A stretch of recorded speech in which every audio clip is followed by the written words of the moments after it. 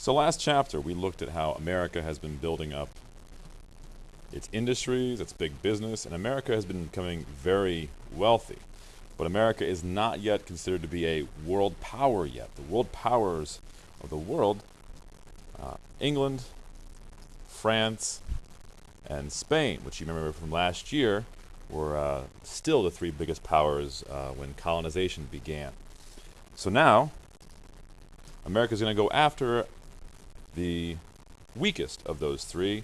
So Spain used to be the dominant world power. They're getting weaker, and America's going to pick a fight with them in the Spanish-American War, which does not take place in Spain or in America, but it takes place here in Cuba. And also out here in the Pacific, in the Philippines. So what's happening is, over here in Europe, there's our little France, and our little Spain, and off goes Italy. Spain controls this island called Cuba. And there's our little Florida. Blip, blip, blip, blip, blip. So Spain controls Cuba.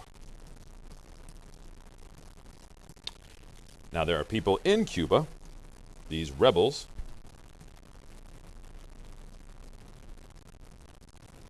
the rebels in Cuba, they don't like Spain, and they are trying to fight for their independence, just like we once did. We were kind of an inspiration to them.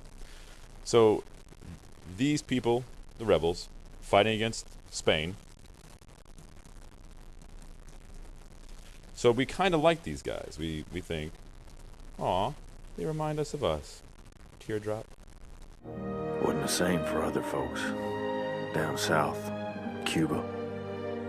Hell, they just wanted to be left alone, breathe free like we done. Them folks in Spain, the old world wouldn't let them. It caused quite a fuss.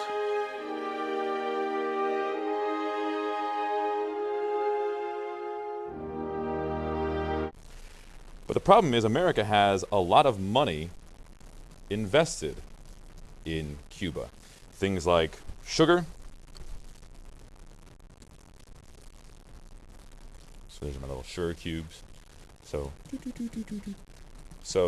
there are also sugar plantations that are owned by America, but they're in Cuba. The problem is if these rebels kick Spain out, those rebels might take over America's sugar plantations in Cuba. So we like the rebels. We also like our business interests in Cuba. So America is not really sure what they want. They know they like the rebels, but they also like their money. So America, the President McKinley, he sends a little boat called the USS Maine. Toot toot.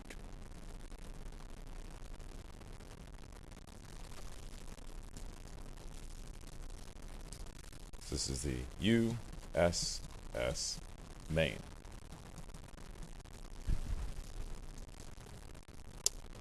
And we send the boat down there just to kind of chill things out in Havana Harbor, kind of like when a teacher goes and stands by a bunch of students just to calm them down. So we're just there to say, chill out, everybody. There's a lot of money involved here. You know, we don't want to say something we're going to regret. But then, mysteriously, an explosion happens.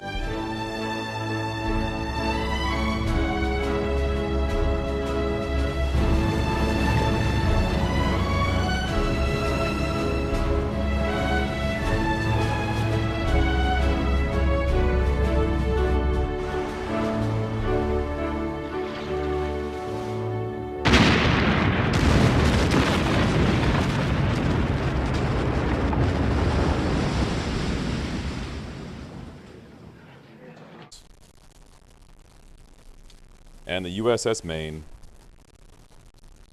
blows up. Now the Spanish military, they go out into Havana Harbor to rescue the Americans who are aboard the USS Maine because they realize this looks very bad. But in the papers the next day, and then from that point on, we see a huge reaction that blames the Spanish. So the boat has exploded, 9:40 p.m., February 15th, 1898. 266 men die.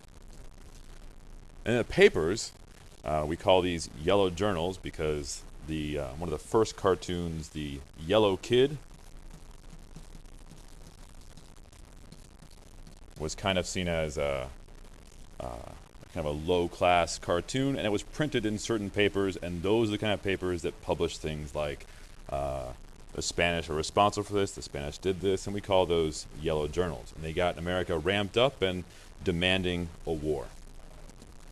And even though President McKinley kind of doesn't want a war, the rest of America is ready to go protect the Cuban rebels from evil Spain because of partly the money involved, but also because we're just trying to be good people, helping other people, and also because the yellow journals have really ramped America up and made them want war. And so eventually Congress declares war on Spain.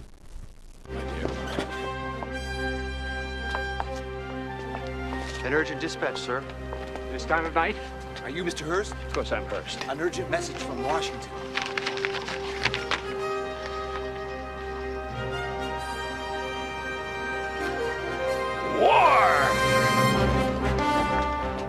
And thus began the Spanish-American War. And your notes, that will look kind of like this. So the mnemonic here is bury. We will bury Spain. The reasons for the Spanish-American War are the business interests.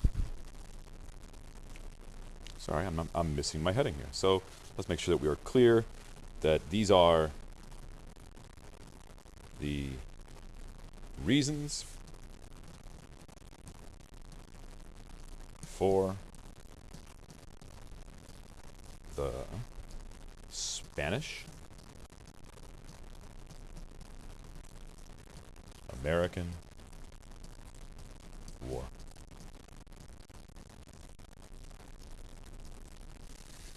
The mnemonic again is bury, first reason. Business interests, the protection of American business interests in Cuba. The explosion of the USS Maine.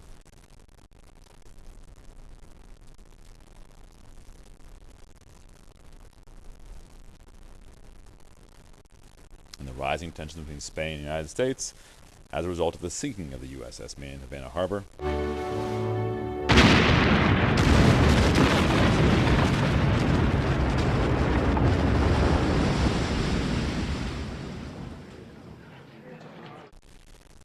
America's sympathy for the rebels in Cuba.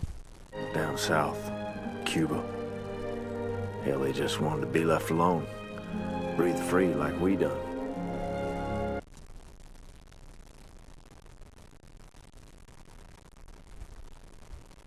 And yellow journalism.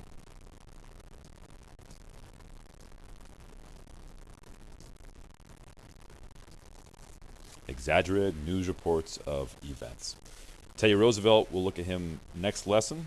He famously said, or to some people famously said, I should welcome almost any war, for I think this country needs one. And he would soon get that. So we'll see you next time.